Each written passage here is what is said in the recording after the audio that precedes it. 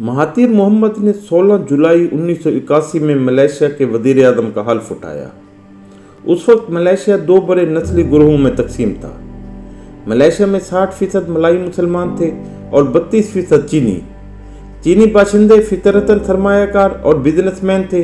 लिहाजा वो मलेशिया की 70% फैक्ट्रियों, फर्मों, कंपनियों, मंडियों, बाजारों और कारोबार पर काबिज थे, जबकि इनके मुकाबले में मलाई बाशिंदे इंतहाई नागुफ्ता हालत का शिकार थे। इनके पास तालीम थी, रोजगार था और ना ही अच्छी और खूबसूरत जिंदगी।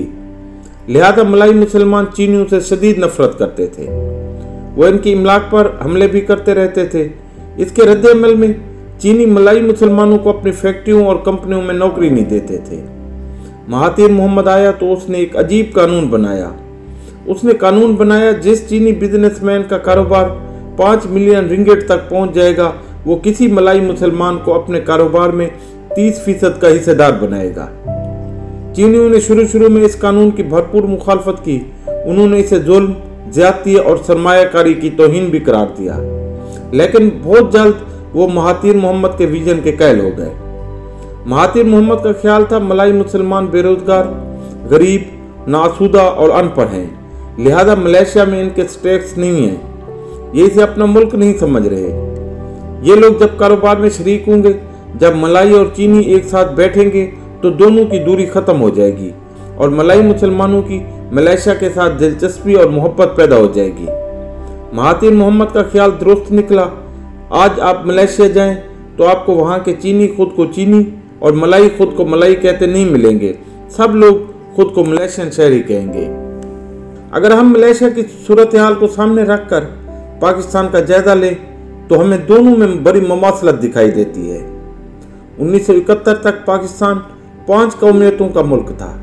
इसमें बंगाली, पश्तून, बलोच, सिंधी और पंजाबी थे।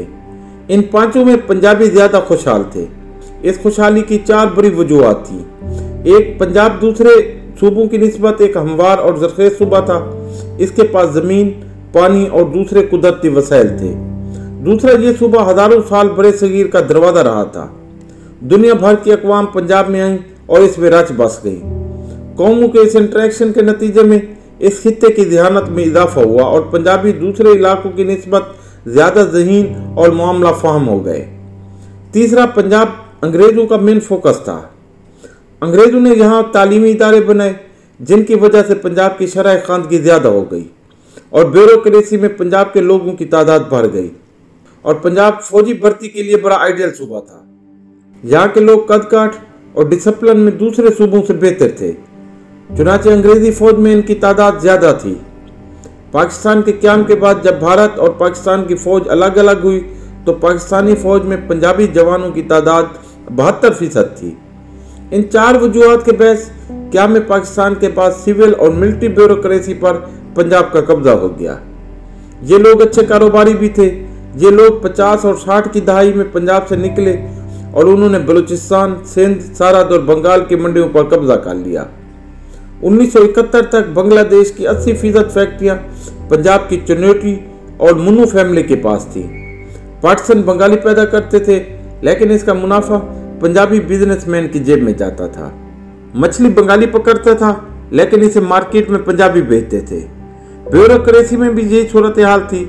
बांग्लादेश के 90% अफसरों का ताल्लुक मगरबी पाकिस्तान से था। इस दौर में बलूचिस्तान, सिंध और सारद का भी यही हाल था। अयूब खान के अहद में पंजाबी काश्तकार पंजाब से निकला।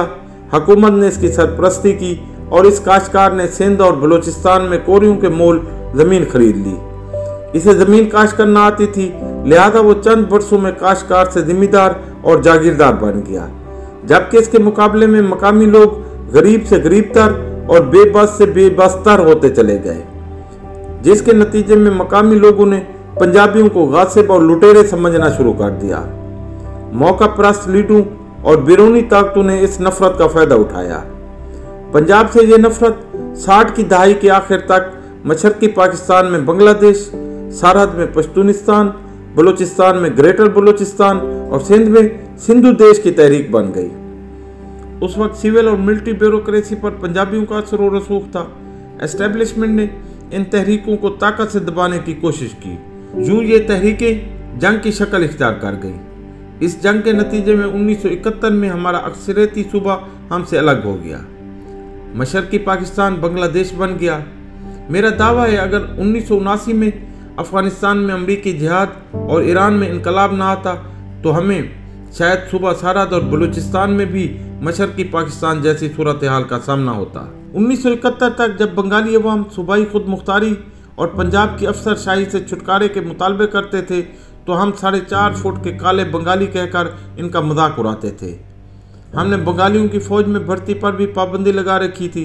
हम कहते थे इनकी छाती का साइज ठीक नहीं, इनके कद छोटे हैं। लेकिन जब ये लोग हमसे आज़ाद हुए और इन्हें अपना मुल्क खुद चलाने का मौका मिला तो उन्होंने हमसे कहीं बेहतर तरीके से मुल्क चला कर दिखाया। आज आप इनकी करेंसी देखिए, इनकी करेंसी हमसे ज़्यादा मजबूत है। आप इनकी एक्सपोर्ट, इनकी सनत, इनकी तिजारत देखिए, वो हमसे 2-3 गुना है। और आप इनका निज़ाम देखिए, इनकी जमहूरियत देखिए और इनके मुल्क में लॉ एंड ऑर्डर की सूरत हाल देखिए। वो 4.5 फुट के काले बंगाली हमसे हर लिहाज से बेहतर है। बांग्लादेश के बाद हमें संभल जाना चाहिए था, लेकिन हमने बलूचिस्तान, सिंध और सरहद में अपनी ज्यादतियों का सिलसिला जारी रखा। आप आज तीनों छोटे सूबों का कारोबार देख लीजिए, ज़राअत और बागवानी देख लीजिए और आप इन सूबों की ब्यूरोक्रेसी देख लीजिए, आपको इनमें पंजाब नजर आएगा। लिहाजा आज ये ससुर और रसूख का नतीजा है, हमारे छोटे सूबे शदीद एहसास महरूमी का शिकार है।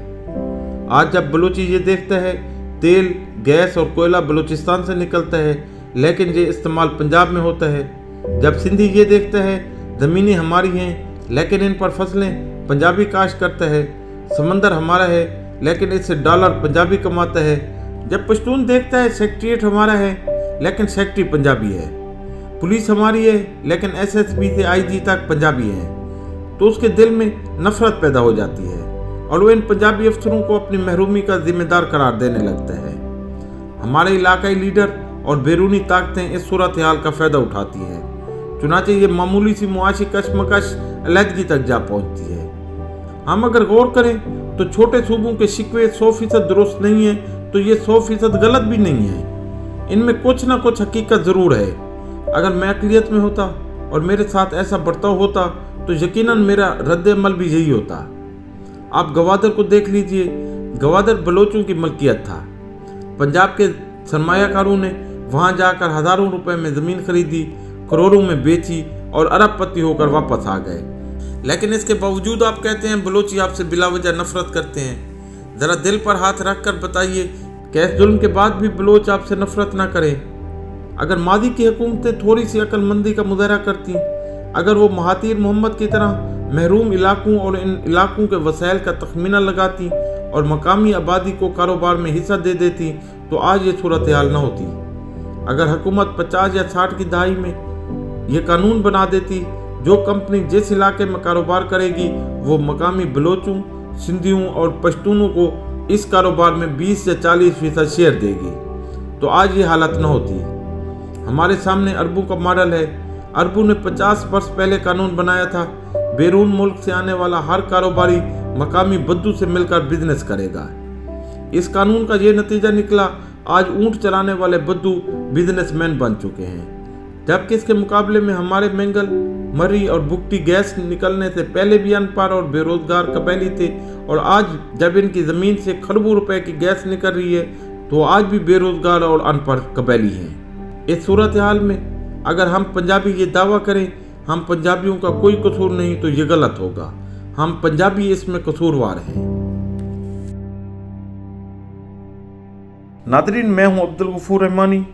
दौरान मुतालिया बहुत सी मुफीद और सबक आमोज तहरीरें पढ़ने को मिलती हैं जो मेरा दिल करता है आपको भी सुनाऊं।